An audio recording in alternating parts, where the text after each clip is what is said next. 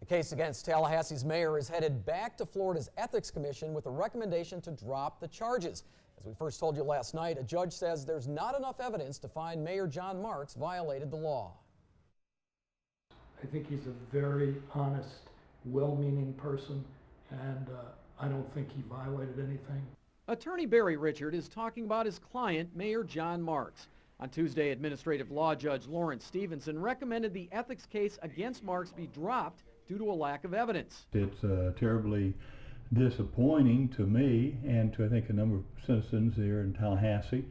Local businessman Erwin Jackson filed the complaint against the mayor based on two separate issues. Judge Stevenson found Marks was paid $2,000 a month by the Alliance for Digital Equality, or ADE. He found the mayor voted to include ADE in a city proposal.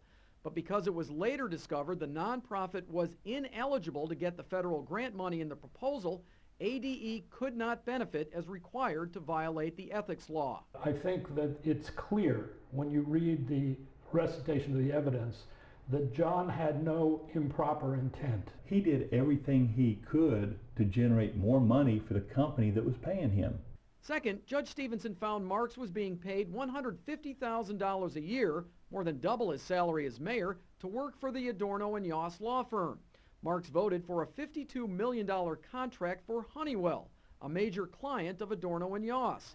City Attorney Jim English told Marks to check with that law firm about a possible conflict. Instead, the mayor called a Honeywell salesman who told him the company had no business with Adorno and Yoss.